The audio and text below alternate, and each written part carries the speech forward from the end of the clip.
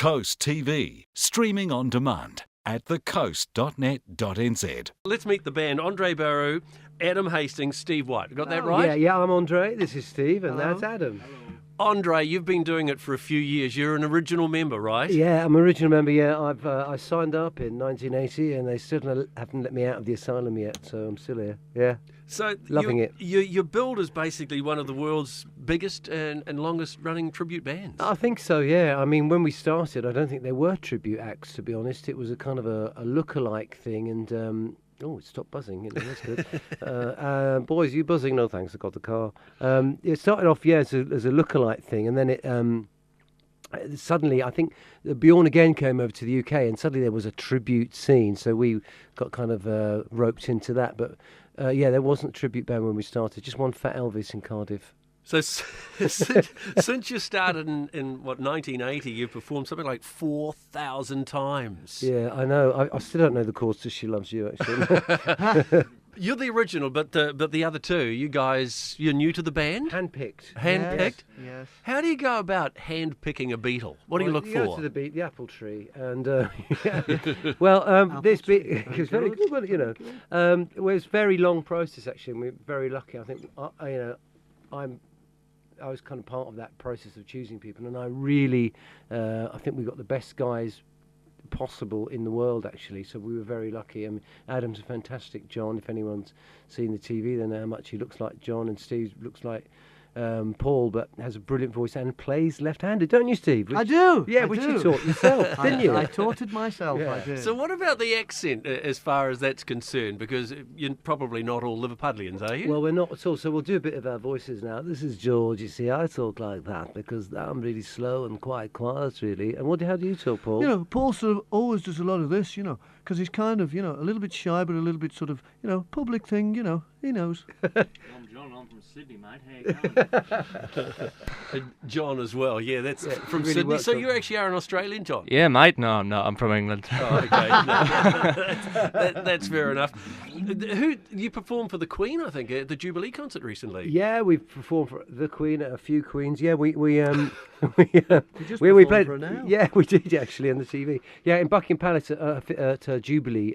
That was 10 years ago in Buckingham Palace, and that was quite a special occasion because Paul McCartney was playing as well, and we met him afterwards. He was really dead charming, and we've been lucky. We met Paul McCartney a few Yeah. times. So what does he have to? What does he think of it all? Well, he said, I'm going to come and heckle you. Next gig, I'm there. I'm going to come and heckle you. And nothing like him. So he was really funny. He was really good. And, there was a radio programme where George Martin, the Beatles producer, was interviewed, and it was about the Bootleg Beatles, this prog on the BBC. And this woman said, what do the real Beatles think? This is 1994. What do the real Beatles think of the Bootleg Beatles? And George Martin, in his very posh voice, he goes, "They're very happy about it, actually. They're very happy about it. We talk about it often, and as long as the standard's maintained, they're very happy." So, and then George Martin has seen us play. I thought, lads, you had a terrific show. So he's very posh. So you do have certain standards. I mean, they're very high, aren't you? Because I've heard your sound, watched it on YouTube, and close your eyes, you'd think you were listening to the Beatles. Well, that's the aim of it, isn't it, Adam? When we're playing a concert, we want people to think that you could be watching. Yeah. watching the It Beatles works in when the you open your eyes as well. You think you're listening to the Beatles.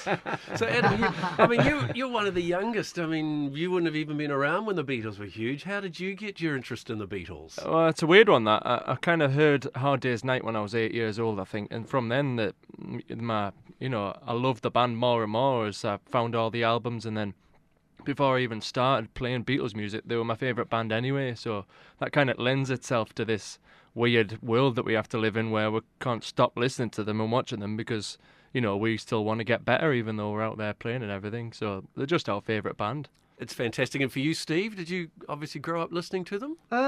Well, yes and no. I didn't sort of obviously grow up directly with them, but I grew up listening to them through my parents' record collection, which was rather nice. Yeah. Listened to one LP and was hooked from the word go, really.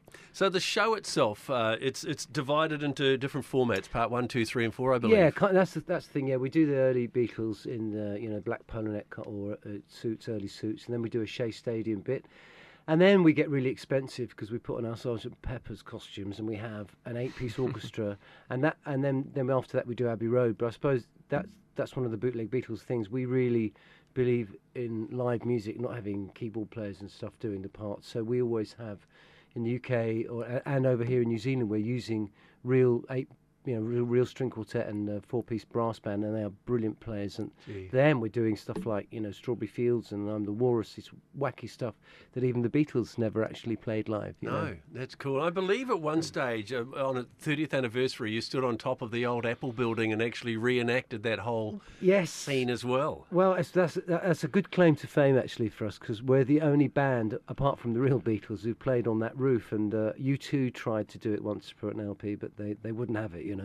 And so we did it, and we wore the same costumes, and it was amazing because everyone in the street stopped and was looking at, and it was the same, looked exactly like the film. I've seen the YouTube clip, and it's amazing. It was incredible. I was buzzing for weeks after that. It was amazing. It would have been a real buzz. Well, seeing you've brought the instruments, you've gone to the trouble of bringing the instruments here. What about another song, guys? Okay, well, seeing as it's 50 years since the birth of Love Me Do a couple of weeks ago, we're going to do Please Please Speak. No, it's Love Me Do. You ready? The buzz is on. The buzz is on. The buzz is 1, on. 2, 3, 4.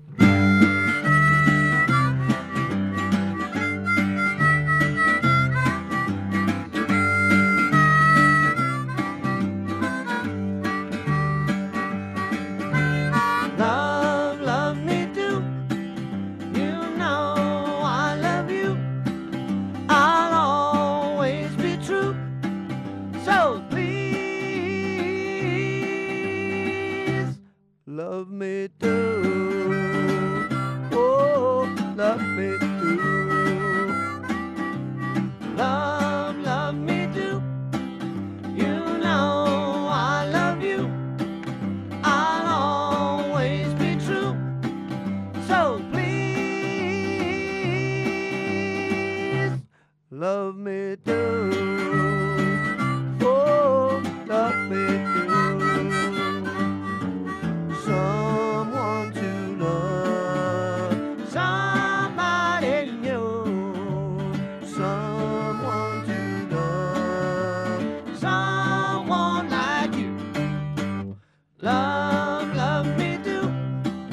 You know I love you. I'll always be true. So please love me do.